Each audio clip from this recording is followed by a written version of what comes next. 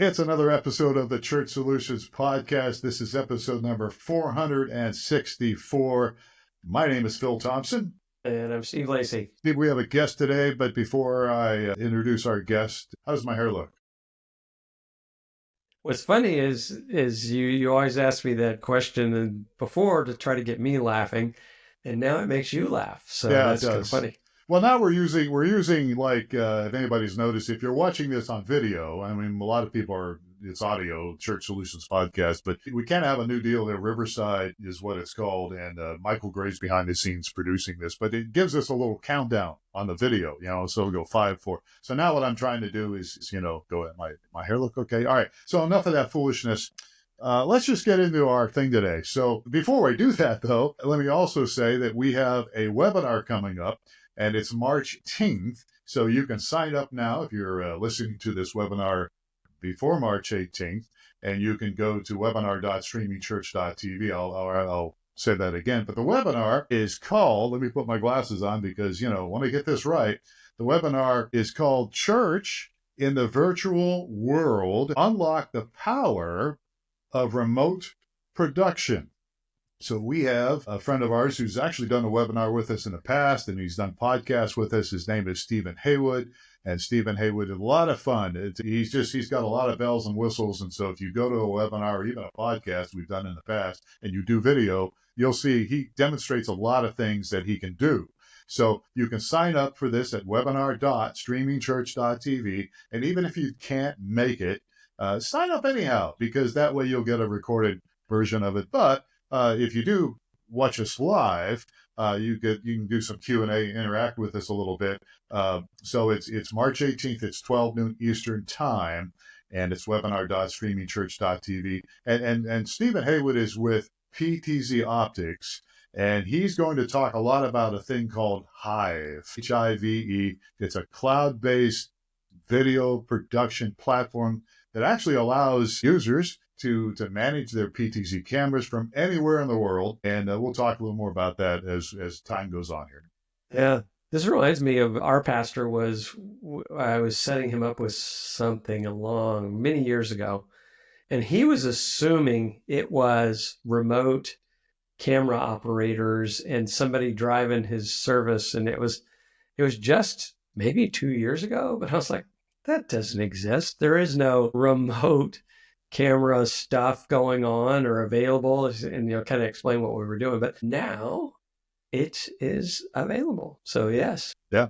So check out the webinar March 18th. And again, it's webinar.streamingchurch.tv. And if you feel like it, check out our past webinars. So we got, and you just go to streamingchurch.tv/webinar, right? Yes. All right, good. I always get these things mixed up. All right. So without further ado, let's introduce our guest today. We're going to have a lot of fun with him as well. We've known him for a long time, although I guess this is his first time he's actually been on our podcast. We were on one of his shows many years ago. He hails from the greater Ottawa metropolitan area, and he's the vice president of marketing at Epiphan Video. And he brings a ton of skills. He brings a lot of technical and creative experience to his work, and they've described him as a big picture thinker and skilled communicator. And we're going to put him to a test on that today. But his focus is really, he's got a lot of things, but customer focus is a big part of his deal with Epiphan products, their services, their communication. So please welcome to the Church Solutions Podcast, George Burchel. George, how are you today? Hey. Thanks for having me. I'm excited to talk to you guys. We have a lot in common, and we're both desperately trying to understand, what people care about in this industry and learn from them. So I think we'll talk about a lot of that today. Yeah, good. All right. So we got a few questions lined up. Steve and I will talk about that. Steve, go ahead. You want to jump in here? I mean, let's start off with not everybody. Some people are going to go, oh, Epiphan, I know about them and I know what they do. But there's probably a lot of people out there that are listening to like, Epiphan, what's their place in the world here with regard to my church? Tell us about Epiphan. Sure. Yeah. Well, even though your customers might not know who we are, and that's sort of by design and that we run in the background, but I guarantee you that they have been exposed to some of the outcomes of our technology. So we create streaming and recording hardware is what we're best known for, which means if you're watching a live stream of any kind, whether it's in a house of worship or otherwise, there's a good chance that we've had a little bit of a role in that. So you guys know us because we've worked with you for a long time, right? Streaming to your platform. Yeah. But our roots are kind of crazy, actually. Like we started out creating equipment used for space. So aboard the International Space Station, you'll still find some of our equipment. It's used around video capture and all of these really cool mission critical applications. But since that 23 years ago, I think, which is astounding, we've moved into all of these spaces around us today, like churches, like government buildings, like the, event spaces in your community. So we're kind of everywhere, but you won't see us unless you go looking in closets and racks of gear. So let's be a little more specific about this. I mean, with regard to, you mentioned you guys manufacture gear. What kind of gear? It's video kind of gear. Tell us about the product line. Of course. Yeah. Well, for people who are trying to do live streaming, like in a church or a house of worship, there's a lot of ways to do that. You can use software like OBS. You can use a phone if that's what you want to do.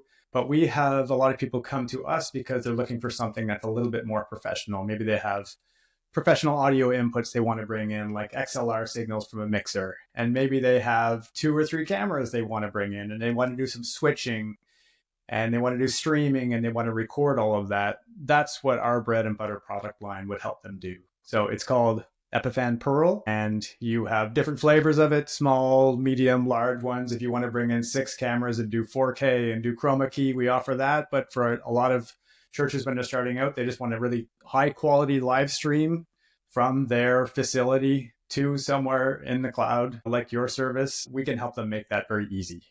Okay. What are the common mistakes? Pastors listen to this, tech people listen to this podcast. Would you say are the most common mistakes churches make when it comes to selecting video equipment, and how can they avoid it? Well, I mean, mistakes is one way to look at it. I kind of look at it as almost necessary mistakes. Like you have to figure out that your network stinks by having a bad network experience. You know what I mean? Like it's kind of hard to avoid these pitfalls. I wish I could just tell people go straight to our solution. It's going to solve all your problems. But inevitably they go, you know what? I got an idea. I found this tool on the internet that's going to work for me. It's called, streamingsoftware.com or something like that. And they'll use that. So people tend to start out with very homemade solutions where they glue a bunch of things together. And then they realize a couple of things. They can't teach anybody how to use it. That's usually the biggest mistake. They make something that only they can use, or that only they or their very technical associate can use. And then they want to teach it to a volunteer or somebody else on their team. And they realize I built this, rocket ship of a system that I can't train anybody to use. So that's, I find, the biggest, I wouldn't say mistake, but learning curve that they have to go through that we see over and over. You mentioned something that kind of, just was near and dear to our heart, which is maybe we're just from the same side of the fence or something here. You talked about people's network, and a lot of times our churches and such will have issues, and the first thing they look at is either equipment or that streaming provider or these other things that are, is failing me. And they reach out to us usually, and we usually will go and say, let's look at your network. And it's we're like, oh, I think we found the problem. It's not the fact that your streaming is buffering because the streaming provider is no good. It's your stream is buffering because your network connection isn't any good. And the famous line we hear, and goes, well, I pay for 20 megabits per second up or 200 megabits per second up or whatever. And I'm like, well, let's run a test. It's always kind of interesting. Or are you sharing that network with everybody in your congregation? That's another one we see, right? Yeah. Are they using Wi-Fi when they think they're just assuming Wi-Fi is going to be as reliable as a wired Ethernet connection? There's a lot of pitfalls there. Yeah. Well, since we're talking network here, I want to jump ahead. I always try to jump ahead of Steve here because he's always got a question. So I look at his video, and if he starts to open his mouth, I jump in real fast. So he can't get the question. But since we're talking network here, NDI, right? NDI, and it's been around for a while. But in fact, I was just talking to one of our customers that's starting to use it. But Tell me a little bit about the benefits of using NDI. First of all, what is it for new people or people Mhm. that like me that just can't remember? How does that work with Epiphan? Sure. Traditionally, if you want to connect a camera to a streaming and recording device like our products, you'd use an HDMI cable or you might use an SDI cable. And these are very common, just hardwired one-to-one connections. And they work great. But they have a few drawbacks. And one would be that if you have a camera way at the back of that church, that could be, 200 feet. And those HDMI cables don't like going 200 feet. They're not, you have to get other equipment to make them go that distance. Or maybe you just literally, there is no physical connection between the back of the church and the front of the church where you can run that wire. Whereas there's probably network cable run throughout that facility if it's relatively new. And that's the benefit of NDI, is that instead of needing a dedicated video cable just to run that video signal, you just plug your camera into the network. So just the little network port that you'd see all over your church, you plug it in there, and then wherever your streaming encoder is at the other end of that church, it can receive that signal over the network. So that's the basic principle of NDI. And the benefits are, it helps you solve those physical constraints more easily. And there's some other ones that get, What's the more downside, interesting. though? I mean, there's a downside to this. I mean, what if you have a poor network? Yeah, you can congest your network with it because it is sending a lot of data over that network. So you might not have a robust enough, like a big enough pipe to send all that data across. So that's going to be a downside. And then you have, like, NDI is sometimes kind of funny in that it doesn't work 100% of the time. Maybe it works 99.5%, but there's that little chance that your Epiphan product or whatever it is you're doing to stream might not see that camera at the other end. So it's not as guaranteed as an HDMI cable, which is going to work pretty much 100% of the time unless it's broken. You never really have a connectivity issue. It's just, whereas NDI, there's sometimes like what they call discoverability issues or network congestion things that can be, it's a little bit more finicky, I would say. If I have a camera that's, it's got HDMI and it's got SDI, and maybe it's a little older, but I want to roll over with everything over to NDI. Do I need to buy an NDI based camera, or are there adapters that There will are take me? adapters for sure. You can adapt your old technology with a little NDI bridge that will convert, your SDI signal into an NDI signal. And then if you buy a camera tomorrow, there's a good chance it's going to be NDI capable. Where it'll have an Ethernet connection to the camera as well as an HDMI? Yep. And then the other thing is it's probably what they call PoE, which is power over Ethernet, which again, it means you don't have to run another power cable. If you've got a camera mounted up on a pole somewhere or up on a pillar, like, it's one less cable to manage. So that's another thing we see a lot of people getting excited about is the PoE, power over Ethernet capabilities. All right, we'll jump in for Phil. Getting back to your equipment, you mentioned, hardware encoders and video mixers and that sort of thing. Your primary product line is hardware that includes both of those, right? Or do you sell separate devices for just video mixing or tell us a little bit more about. I'd say that the two most common applications that we would sell into when it comes to house of worship is we sell something called a Pearl Mini. Now, I've got one here, but you won't hear it, so I'm not going to show it to you. But it comes with a big touch screen on it. And you can set this device up so that you connect all your cameras to it, you push all your audio into it, so that anybody in that congregation, whether it's a volunteer or someone who, you'd be able to teach in 5 minutes, they can come in and push start streaming. So it's got a big touch screen, which you can lock down with a button that says start streaming or start recording. So you can make it very simple to start a broadcast, so to speak. And then from there, you can do camera switching if you want to do it.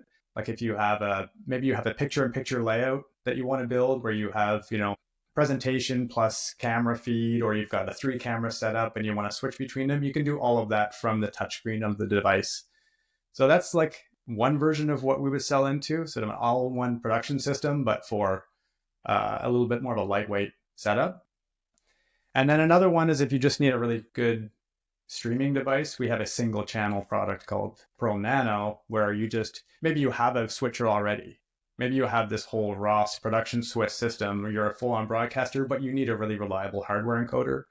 We would sell you a single channel hardware encoder like Pro Nano that can just send your stream up to the cloud really easily.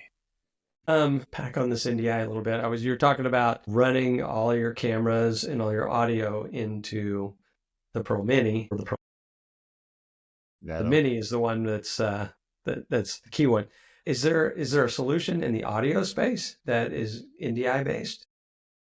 There is something called there's all kinds of AV over IP protocols. So the answer is yes, there is. Okay. It's not quite as ubiquitous as the NDI side of things, and I haven't heard about it as much in the House of Worship space, but there's something called Dante Audio, which you'll hear more and more people talking about. So we do seem to be trending in that direction, Steve, where people are looking to put more of their audio and their video onto the network.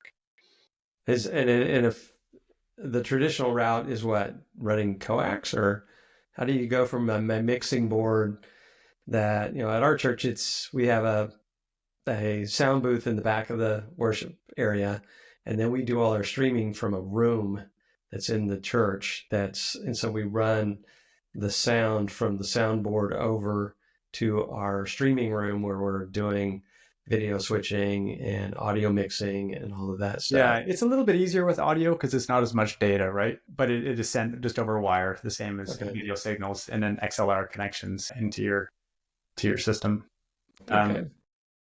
Doesn't seem to be as much of a pain point. I don't hear people talking about it as much, even though you just laid out the case where it's very similar. I don't know, maybe you guys hear about it more, but I don't hear a lot of people complaining about the audio routing, where they do kind of on the video side. Okay.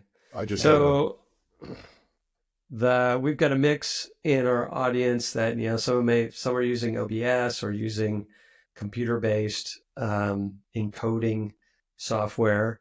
Why would one, and Epiphan's obviously 100% hardware-based, right? Yes. Yeah.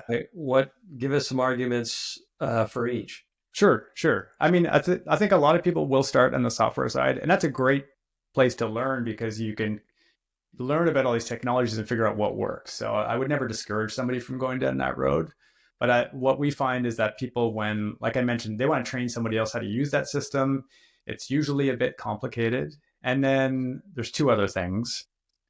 It's not as reliable. Like, computers do a lot of things, and that is their benefit and their curse, which means you're suddenly in a stream and it starts to do something else and you're going to run into performance issues. So in terms of general reliability, they're not nearly as reliable as a dedicated appliance like an Epiphan product, which all it does is stream and record video. So when reliability becomes a concern, that's where you get into wanting hardware. And then the last thing is, if you want to be able to look into that device when you're not in the same space as that device, let's say you're at home on a Sunday and somebody else is there doing that, well, that's a huge advantage for an Epiphan product because you can just log into it remotely, see what's going on, configure it, and troubleshoot it. And that's something that's, you can do that on a computer. It's just not quite as plug and play. So, it's interesting. For that. Yeah. When we first got into this, or at least when I first got into it, I guess 2008, 2009, Michael Gray, who's producing this, can relate to this. We had TriCaster. TriCaster, yeah. And Steve, of course, Steve was there too. And we used the TriCaster. And then one day, I think we had a lightning in Arizona during monsoon season. We get, some storms that come in here, and we had a lightning strike, I think, or something. And it blew out something in the Telecaster. And so then we tried to get it fixed. And if I remember correctly, and Michael, you can clarify this, but they told us, "Oh, we're sorry, your product is out of date. We don't make that anymore." And and then from there, and we Jimmy rigged it somehow. We did something to make it work. But we did, yeah. I think we used the parts that were still working. Yeah. And yeah, this would have taken us way back. This was back in it's got to be Flash Media Live Encoder days. Oh, yeah. And so I always I would always tell our customers from there on out, I use software, use Flash, or when Flash went away, Wirecast, and then a vMix was on the scene, and OBS was there, I guess, too. But now, at least you'll probably be happy to hear this, George. Now, I really recommend hardware encoders. I mean, as you just said, software is okay. It's fine in like something like OBS, which is free, open source, and even vMix. We've had vMix people on here before. But what you're saying, I think, makes a lot of sense. And the prices, I think, have gone way down overall for hardware encoders. And we have people using both, where they'll do a production in vMix, but they don't want that same computer to carry the load of doing a live stream, which is intensive on a computer. So they do all their production in vMix, and then they'll send it out to an Epiphan device to do the streaming and the recording side of things. So there's every flavor of this kind of setup. So let's talk just ballpark pricing kind of things when we're talking about some of the hardware. Sure. So go ahead. Yeah, our Pearl Nano is about $2,000, and that will get you just a really reliable. You can do a custom layout or whatever you want and stream that up to wherever you need it, and you could send out multiple streams. So you could stream it to 5 places at the same time if you want, and then you record everything on that device as well. And then you go all the way up to something like a Pearl 2, which I think is around $8,000, $8,500. I don't know if you're looking that up in the background, Phil, but it's somewhere around that range. But that would give you 6 inputs. It is a beast of a device. If you need to record all of that as well, it will record every camera you have on site. So for a beefy production, something like Pearl 2 we'll see, and then the lightweight ones, you've got Pearl Nano. And they all have cloud integration as well, so that you can manage them from the cloud and make sure everything's going okay. I wasn't familiar with how long has the cloud management aspect been in place? Probably it's honestly been building momentum, especially through COVID, of course, when suddenly the remote side became really important. So it's been around since probably 2 years before COVID, but it wasn't essential until then. And now it's just a requirement, like, oh, I'm going to need a way to log into this thing when I'm not. Right. So if I have one of your devices and I've got a volunteer, running things or whatever, and then there's some sort of urgent deal, they can call the guru, right? And then get online. And and we've been very impressed. We've been working with you guys for several years. I don't know how many Phil probably knows for a very long time. And what kind of set you guys apart in our mind was we could reach out. There were people that answered the phone. There were, you didn't go to this black hole of put in a ticket and we'll call you in February, of next year or something. So are there instances, do you guys run into situations where somebody has an issue and you guys remote in to help things out as well? That happens all the time, yeah. Either we're looking at the logs of the device or they invite us to join on their team and we can troubleshoot. Yeah, it's a great, your point is that it's not only great for customers to have this remote access, it means customer success and customer support is way easier for us because we can always just jump in there and help. Gives you visibility into, because we do this all the time as well. Okay. We drive blind a lot of times where we're talking and they're going, we're walking them through their streaming equipment or their camera or whatever, and we can't see what's going on. And then all of a sudden they'll like hold up a phone or something and we're like, oh my gosh, everything, you can't do it that way, take the baling wire off of the back of the camera, and there's no way to draw a line in the sand on this stuff too. Like you can't say, I'll give you this whole platform, but I won't help you with, there's 15 dominoes before they get to you on a stream, right? Like there's the network, there's the cameras, there's the audio, it is tricky for you, I'm sure, and for us to figure out how do we support them. And we generally just try to support them as far as we can, as long as we can. So we're fortunate enough to be able to do that. Yeah, that's good. It's really tough to, I encourage Phil and others all the time.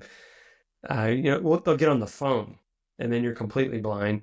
But then you get, let's get in a Zoom meeting. Let's start sharing screens. And then you get it figured out so much faster. Oh, it's a delay. Yeah, I had somebody call me. I was actually on lunch and I was away from my office here. And the guy called 2 or 3 times. They're a really great guy, good customers. And they called 2 or 3 times. I'm like, all right, I'm going to pick this up. And so in the background, I hear two or three other people trying to configure something. They set up an extra account with us, and they're like yelling in the background. I'm like, what? What do you? And I'm like, what credentials are you using? And they got the wrong credentials, and it was just a mess. And I just thought to myself, But he actually got it figured out. But yeah, it's tough, as Steve was saying, and you too, George, is driving blind. It's also your product research too. Like I'm on calls with these people. I mean, it's not my day-to-day job being on calls, but I'll jump in now and again and talk to people for different reasons. And I'll learn like, oh, you don't know about the graphics inputs on Perl? Like, let me tell you about that. And then they tell me 6 ways they're going to use it. And they give us all these ideas. So it's good for the business just to have as much contact as you can with your customers, right? Yeah, absolutely. Which really, I think, sets you guys apart from just about the people in your space. It's usually really hard to get with somebody that can actually help you. Yeah. Well, I mean, it helps when you're like, it is the focus of our business. It's not like one division of 15. It's what we do. So it means we kind of have to care a little bit more than the Sonys of the world, for example. Not to pick on Sony, I'm sure they're great, but they don't really have the time and space to get. Oh yeah, I mean, we deal with somebody, and I'll just use their initials, Black Magic, and never mind. But I have a pet peeve with Black Magic devices. But anyhow, all right. So we're running out of time here. But let me ask a question I'm probably going to regret asking, but I get this occasionally. Great, looking forward to this one. 4K and 8K. Do you see that as a trend with churches? No. Good answer. I see it. It's funny. It's amazing. We have this conversation every year. We've been talking 4K for a decade. And we have people who decide to commit their entire pipeline to 4K.